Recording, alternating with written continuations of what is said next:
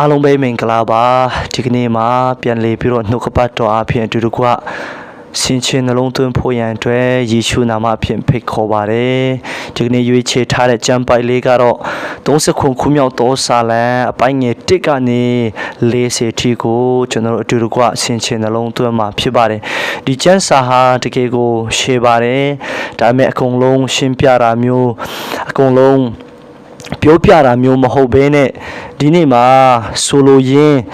ဘယ်လိုကျွန်တော်ခွန်အားယူမလဲဆိုတာကိုအဓိကယေရှုဘရောကျွန်တော်တို့ခွန်အားယူသွားမှာဖြစ်ပါတယ်ဒီစာလံ39ခုမြောက်သောစာလံဟာဆိုရင်ဒါဝိဘေမင်းကြီးရေးစထားတဲ့အရာဖြစ်တယ်လို့သူဘဝရဲ့အတွေ့အကြုံသူဘဝမှာကြုံတွေ့ခဲ့တဲ့အရာဖြစ်ပျက်ခဲ့တဲ့အရာတွေကိုကြည့်ချင်းအပြင်သူအသက်အရွယ်ရတဲ့နောက်ပိုင်းမှာရေးထားတဲ့အကျမ်းစာလေးဖြစ်ပါတယ်ဒီကနေ့မှာဒီ39ခုမြောက်သောစာလံမှာလူနှစ်ဦးအကြောင်းကိုကျွန်တော်တွေ့ရပါတယ်တဦးကတော့ဖြောင့်မတ်တော်သူတဦးကတော့မတရားတော်သူမဖြောင့်မတ်တော်သူပေါ့နော်ယခုခက်နဲ့ကျွန်တော်ပြောရမယ်ဆိုရင်ယုံကြည်သူနဲ့မယုံကြည်သူအကြောင်းကိုကျွန်တော်တို့မြင်တွေ့နိုင်တဲ့အရာဖြစ်ပါတယ်ဒီကနေ့မှာကျမ်းစာကဘလို့ဖော်ပြထားတယ်လဲ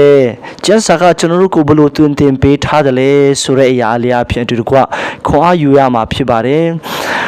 အပိုင်းငယ်1မှာဘလို့ဖော်ပြထားတယ်လဲဆိုရင်လူဆိုးတို့အကြောင်းကြောင့်အစိမ်မပူနဲ့မတရားသဖြင့်ပြုသောသူတို့ကိုမညှို့ဆူနဲ့အကြောင်းမူကားသူတို့သည်မကြာမြစ်ပင်ကဲ့သို့ရိတ်ခြင်းကိုခံရ၍စိန်သောပြိုးပင်ညှိုးနွမ်းတကဲ့သို့ဖြစ်ရလိမ့်မည်ထာဝရဘုရားကိုခုံလုံ၍ကောင်းသောအခြင်းကိုကျင့်လောပြည်တော်၌နေ၍တစ္ဆာတရားကိုကျင့်စားလောထာဝရဘုရား၌မွေ့လျော်ခြင်းရှိလောတောပြုလင်စိတ်နှလုံးအလိုပြည့်စုံရသောအခွင့်ကိုပေးတော်မူမည်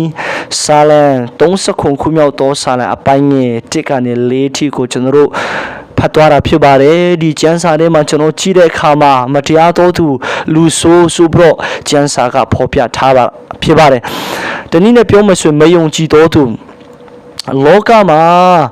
မယုံကြည်သောသူတွေဟာကြွယ်ဝချမ်းသာပြည့်စုံနေပြီးတော့ဖျားတီးတဲ့သူတွေကတော့လောကမှာဘဝကိုရင်ဆိုင်ပြီးတော့ခက်ခဲများစွာကိုရင်ဆိုင်ကြုံတွေ့ရတဲ့အသက်ရှင်နေရတာကိုကျွန်တော်တို့မြင်တွေ့ရတာဖြစ်ပါတယ်လောကမှာမတရားသောသူဖျားမတိသောသူတွေကကောင်းစားနေတဲ့ချိန်မှာ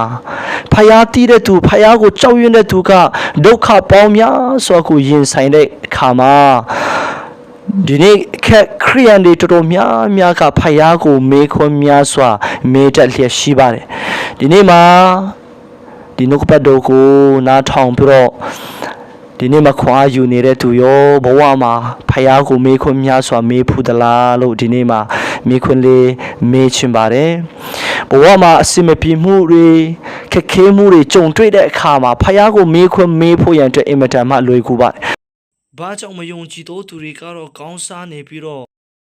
ဖျားကိုကြောက်ရွံ့ဖျားထံဆူတောင်းဖျားနှုတ်ကပတ်တော်ဖတ်လျက်နဲ့ဒီလိုဆင်းရဲဒုက္ခပြဿနာတွေကိုရင်ဆိုင်နေရတယ်လေဆိုပြီးတော့ဒီနေ့မှာဖျားကိုမေးခွန်းများစွာတင်မေးကောင်းမေးနိုင်တာဖြစ်ပါတယ်ဒီနေ့မှာလည်းထိုနည်းတူပဲဒီကျမ်းစာကဖော်ပြထားပါတယ်မတရားသောသူတွေကြောင့်စိတ်မပူပါနဲ့တဲ့ပြီးတော့ကျမ်းစာကထပ်လောင်းပြီးတော့ပြောပါတယ်မတရားသဖြင့်ပြုသောသူတို့ကိုမညှို့ဆူနဲ့အကြောင်းမူကားသူတို့သည်မကြာမြစ်ပင်ကဲ့သို့ရိတ်ခြင်းကိုခံရ၍စိန်လန်းသောပြိုးပင်ညှိုးနွမ်းတကဲ့သို့ဖြစ်ရလိမ့်မည်ဆိုပြီးတော့ကျမ်းစာကမှတ်တမ်းတင်ထားပါတယ်မတရားတဲ့သူတွေတနည်းနဲ့ပြောရမယ်ဆိုရင်ဖျားမတိတဲ့သူတွေဟာလောကမှာခဏတာတော့ကောင်းစားခွင့်သူတို့ရကောင်းရနိုင်ပါတယ်လောကမှာအရှင်ပြေခွင့်လောကမှာသူတို့လိုချင်တဲ့အရာမှန်သမျှကိုရရှိကောင်းရရှိနိုင်ပါတယ်ဒါပေမဲ့ဒီနေ့မှာယုံကြည်သူတွေထိုအရာကိုကြည်ချင်အဖြစ်စိတ်လက်ကြပြီးတော့ထိုအရာကိုကြည်ချင်အဖြစ်ဖျားကိုမေးခွန်းများစွာမေးဖို့ရန်အတွက်မဟုတ်ပါဘူးဒီကနေ့သူတို့ရဲ့အဆုံးကရှိပါတယ်ခဏတာတော့ကောင်းစားနိုင်ပေမဲ့သူတို့ရဲ့အဆုံးကခဏနေကြရင်ပြန်လာမှာဖြစ်တယ်ဆိုတော့ကိုကျမ်းစာကအတိအလင်းဖော်ပြထားတဲ့အရာဖြစ်ပါတယ်ဒီကနေ့မှာသူများကောင်းစားနေလို့ဖယားမတိတဲ့သူတွေကောင်းစားနေလို့ဖယားကိုအပြစ်တင်မိပါသလားဒါမှမဟုတ်ဖယားကိုမေးခွန်းများစွာတင်မေးနေပါသလားဒီနေ့မိတ်ဆွေဖ ယားကိုမေးခွန်းမမေးတော့ပါနဲ့ဖယားကိုအပြစ်မတင်တော့ပါနဲ့ဘာကြောင့်လဲဒီလူတွေကောင်းစားနေတဲ့အရာဟာခဏတာပဲဖြစ်မယ်ကျမ်းစာကဒီလိုပြောထားပါတယ်သူတို့ဒီမကြာမြင့်မီမြစ်ပင်ကဲ့သို့ရိတ်ချင်းကိုခံရ၍စိန်သောပြိုးပင်ညှိုးနွမ်းတကဲ့သို့ဖြစ်ရလိမ့်မည်ဆိုပြီးတော့ခဏတာပဲသူတို့ရဲ့ကောင်းကြီးခံစားတဲ့အခွင့်အရေးခဏတာပဲထိုအရာတွေကိုခံစားခွင့်ရမှာဖြစ်ကြောင်းကိုကျမ်းစာကအတိအလင်းဖော်ပြထားတာဖြစ်ပါတယ်ဒီနေ့မှာသူတို့ရဲ့ကောင်းစားခြင်းတွေသူတို့ရဲ့ဖြစ်တည်ခြင်းတွေကိုမြင်တွေ့ပြီးတော့ဒီကနေ့ခရိယန်တွေစိတ်တကြပြီးတော့ဖယားကိုမေးခွန်းမေးဖို့ဖယားအလိုတော်မရှိပါဘူးထိုအရာထက်ကျွန်တော်တို့ယုံကြည်သူဖယားသားသမီးတွေလုပ်ရမယ့်အရာက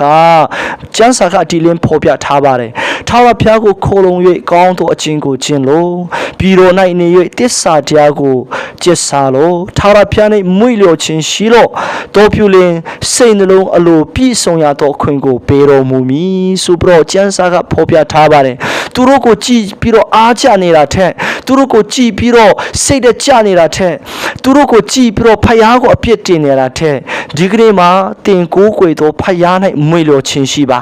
ဖယားကိုအားကိုးပါ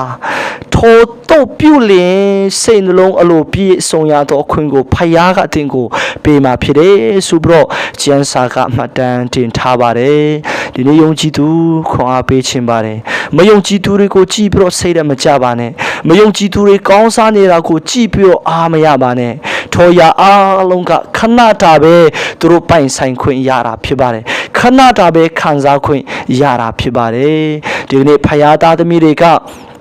ယခုချိန်မှာမကောင်းစားတော့လေ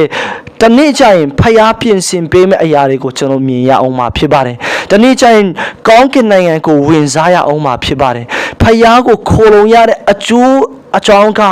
ဒီကနေ့တင်လက်ရှိပြဿနာဖြေရှင်းဖို့တသက်ပဲမဟုတ်ပါဘူးလက်ရှိအတ္တအစဉ်ပြေဖို့တသက်မဟုတ်ဘူးနောက်တမလို့မှာတင်ရဲ့ဝိညာဉ်ရေးအေးချမ်းဖို့နဲ့လက်ရှိမှာတင်ရဲ့နှလုံးသားဆိုင်ရာ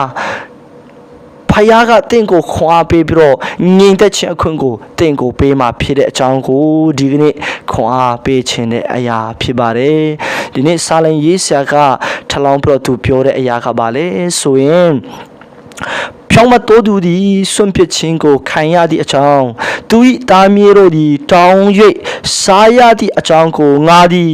အသက်ပြိုသည့်ကာလမှစား၍အိုသည့်တိုင်အောင်မမြင်စဘူးတကယ်ကိုအတိတ်ပဲရှိတဲ့အကျမ်းစာဖြစ်ပါတယ်စာလံရေးဆရာက